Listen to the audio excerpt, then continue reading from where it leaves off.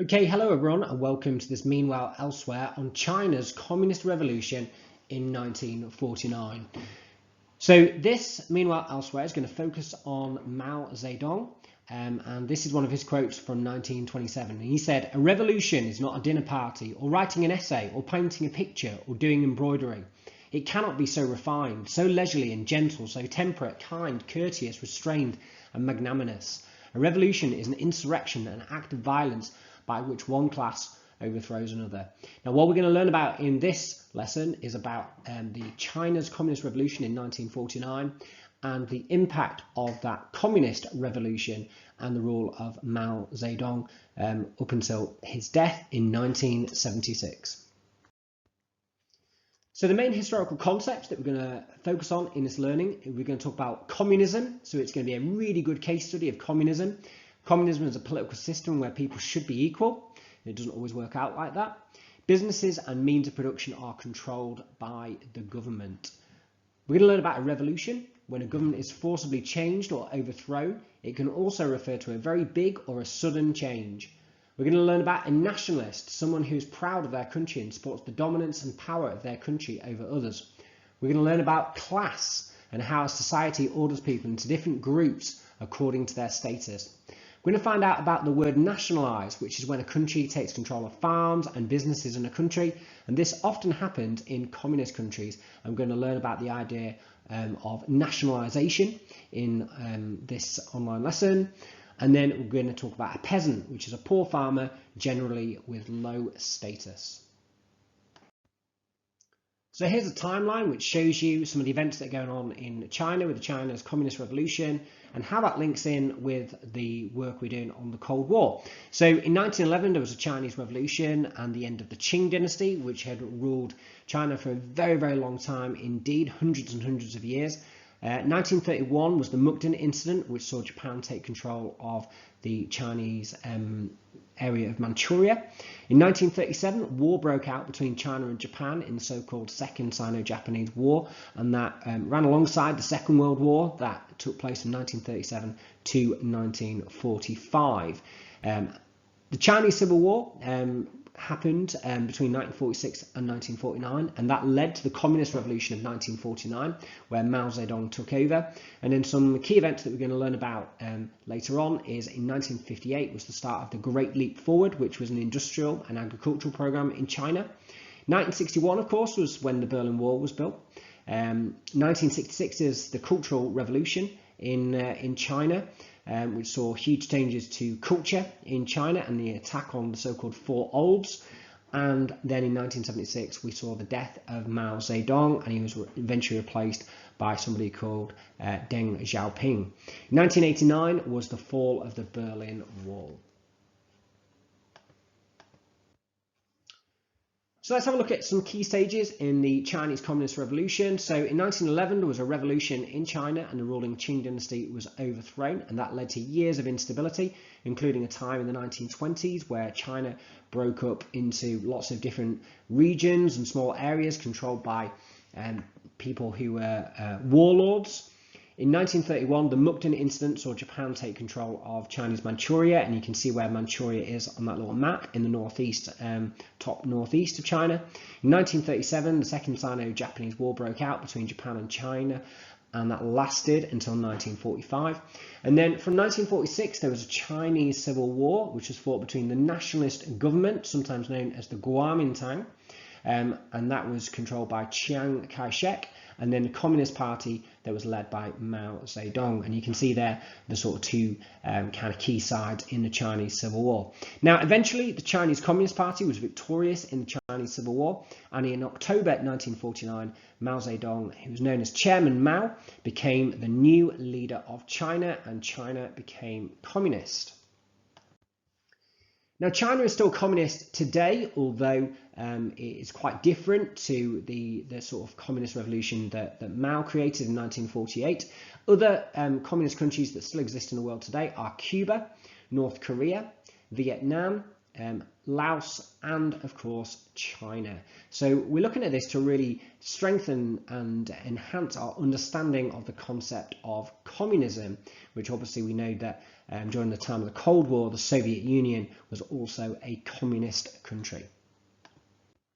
So let's find out a little bit more about China's Communist Revolution in 1949. So the Chinese Civil War, as we said, was fought between 1946 and 1949 between the nationalists and the communists. The leader of the nationalists was called Chiang Kai-shek, and you can see a picture of him there.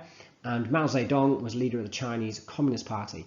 Now, during the Chinese Civil War, it had a huge impact on the people in China. 3 million nationalist fighters were killed and about 1 million communist fighters, and then 2 million civilians also died due to the famine and disruption. So this was a civil war, like often civil wars create, that had huge and terrible impact on the people living in China at the time. Now, how does this link to the Cold War? Well, the USA supplied the nationalist forces with military equipment and resources to fight the communists, and the Soviet Union provided support for the Chinese communists. So we can see that this is kind of an aspect that we see quite a lot in the Cold War. And this was all part of the US strategy to contain the spread of communism after World War II. So the Chinese Communist Party were victorious in the Chinese Civil War, and they took power on the 1st of October 1949. And the nationalist government of Chiang Kai-shek fled to the island of Taiwan. And today, China still has territorial claims on Taiwan, which they refer to as Taipei, China. So that's quite important to be aware of.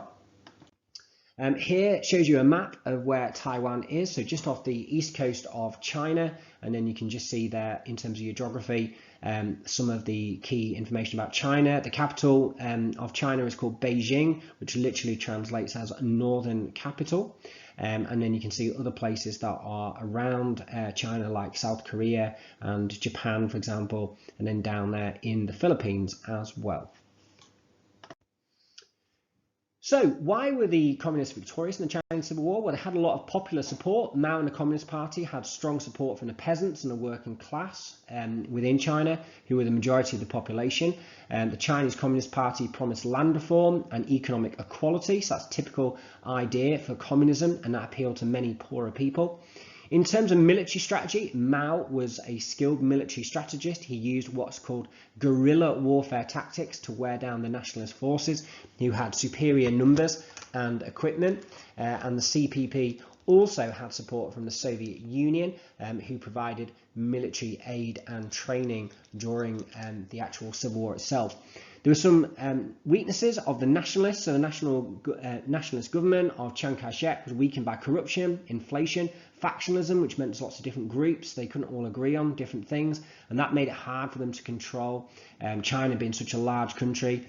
Additionally, the nationalist forces were stretched quite thin, as they'd fought battles against both the Chinese Communist Party and Japanese forces during World War II.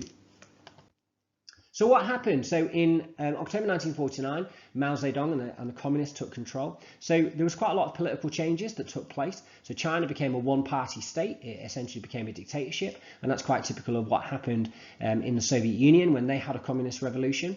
The government industrialized China, and they did something called collectivize agriculture, which means they got rid of small and individual farms, and then the government took ownership of those farms and created loads and loads of big farms where everybody worked together. And again, that's really typical of communism. That's something that happened in the Soviet Union in the 1930s.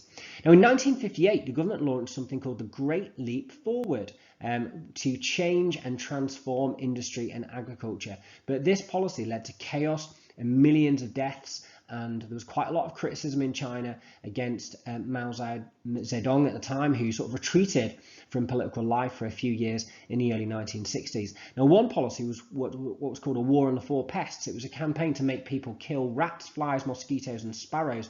There was a particular campaign to kill sparrows during this time, so people would be encouraged to make really loud noises to stop the sparrows from nesting in trees, and eventually the sparrows would get so tired that they would sort of collapse and drop dead to the ground. Now, this had a huge devastating impact on the Chinese countryside. It upset the ecological balance and caused devastation to agriculture. So, for example, because they killed so many of these pests, it led to other kind of like pests becoming really extensive. So there's like plagues of locusts, for example, going around eating crops and things like that. So it led to huge problems in agriculture and famines. Now you can get a little bit of insight into some of the ideas of Mao Zedong here. He said, educate peasants to eat less and have more thin gruel in 1953. And in 1959, when things were going wrong with his agricultural policies, he accused the peasants of basically being to blame. So he said, peasants are hiding food and are very bad. There is no communist spirit in them. Peasants are, after all, peasants. That's the only way they can behave. There was quite a lot of social changes in communist China. So Mao brought in land reform that redistributed land from wealthy landlords to poor farmers. So that was to follow communist ideas of creating an equal society. Mao promoted, to an extent, women's rights, aimed to get rid of practices such as arranged marriages or foot binding, when women were made to bind their feet to keep them small. Education. Mao improved education in China, especially in rural areas. He wanted everyone to have education.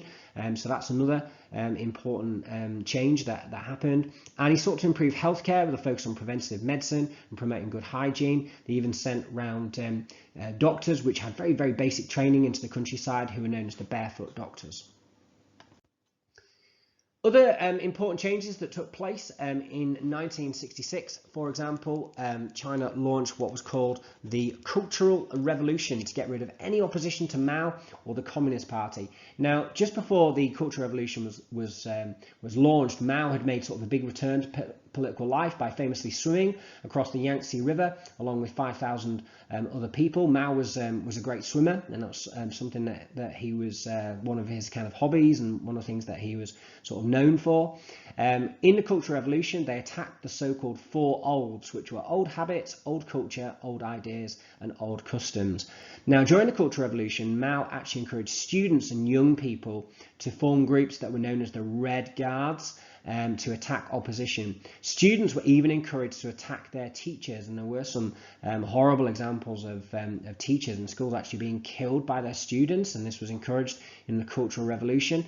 The campaign also targeted traditional Chinese culture and religion and led to the destruction of many historic and religious sites.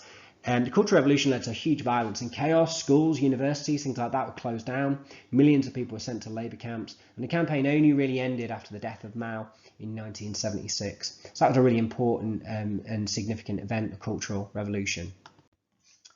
In terms of international relations, as a communist country, Mao Zedong initially linked himself to the communist ideas in the Soviet Union, and you can see Mao there pictured with Soviet leader Joseph Stalin.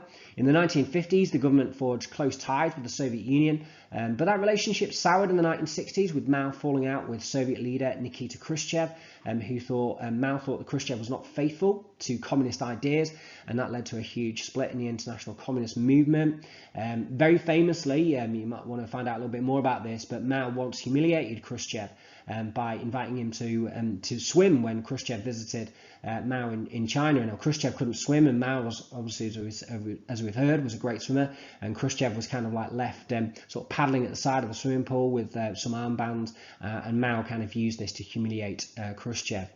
Now, China supported communists in countries around the world, including Vietnam, Cuba, and North Korea. China also had disputes with neighbouring countries, including India and the Soviet Union as well, of course, over sort of land, territorial claims, differences, and ideas around communism. After the death of Mao in 1979, China opened up to the West and established diplomatic relations with the United States, which led to increased trade and economic ties. So Mao Zedong died in 1976, and that marked the end of an era in Chinese history. And despite the suffering of many people in China, his death was greeted with great sadness and emotion across China. His successor, who you can see pictured there, Deng Xiaoping, he implemented significant economic reforms that really transformed the country's economy in the following decades and turned the country into one of the world's largest economies, which is the China we know today. Politically, China remained very much a one-party dictatorship. Attempts to actually bring in more political change were crushed in 1989 at a place called Tiananmen Square, which you can maybe do a little bit more research about that as well. So in terms of checking your understanding from I Mean Well Elsewhere, we found out the Communist Revolution in China brought huge changes to China. The Communist government's efforts to redistribute wealth, provide education, healthcare, promote social equality, well, it did help some people, but it came at a great cost. the extreme measures taken to achieve these goals, such as the elimination of traditional values, the persecution of opponents, resulted in widespread suffering, hardship for the Chinese people. So the Chinese Revolution and the rule of Mao are a good case study of the causes and impact of a communist revolution. Thank you very much for listening.